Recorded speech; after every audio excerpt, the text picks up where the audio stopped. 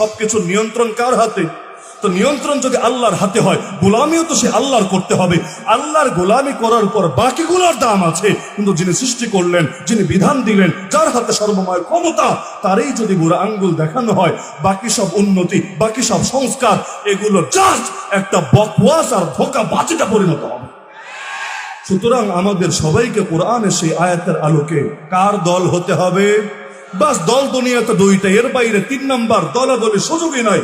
বাকি সব দলই বিভক্তি। দল দুইটা, এক হলো আল্লাহর দল যারা নিজেদের জান দিয়ে হলো আল্লাহর গোলামি করে, আর এক হলো শয়তানের দল যারা ইবলিস আর শয়তানের এজেন্ডা গুলো খুঁজে খুঁজে সমাজে বাস্তবায়ন করে, সেটা যেই নামেই হোক না কেন অথবা নাম ছাড়াই হোক না কেন।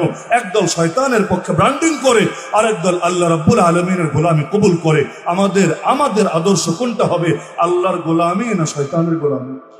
দুইটা একসঙ্গে করা সম্ভব না, দুই নৌকায় একসাথে পা রাখা সম্ভবই না। আল্লাহর গোলামি মানে শয়তান দেবর আঙ্গুল দেখানো। সুতরাং আসেন জীবনের সব ক্ষেত্রে নিয়াত করি, জান চলে গেলে যাবে, কিন্তু শয়তানের কোনো এজেন্ডা বাস্তবায়ন হতে পারবে না আমরা থাকতে। রাজি আছেন ইনশাআল্লাহ? রাজি আছেন ইনশাআল্লাহ? আল্লাহর জন্য যদি জানও দেওয়া লাগে, লস কি আছে? রক্তের প্রথম ফোঁটা মাটিতে গড়িয়ে পড়ার আগেই আল্লাহ মাফ করে দিবে। আর শয়তানের জন্য ওদের গোলামি বাস্তবায়ন করতে গিয়ে লম্বা হায়াত পেলে বা কি হবে? জীবন যত লম্বা হবে, আখিরাতের হিসাব তত কঠিন হবে।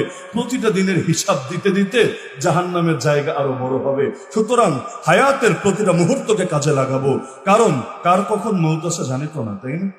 যেহেতু আল্লাহর সঙ্গে চুক্তি নেই, জানি তো না। সুতরাং নিয়ত করেন, যতদিন ভেতরে প্রাণ আছে, সেই প্রাণে স্পন্দন আছে, ধমনীতে রক্ত প্রবাহিত আছে, ততদিন হকের পক্ষে, আল্লাহর পক্ষে, দ্বীনের পক্ষে আমাদের আমরণ সংগ্রাম চলবেই চলবে।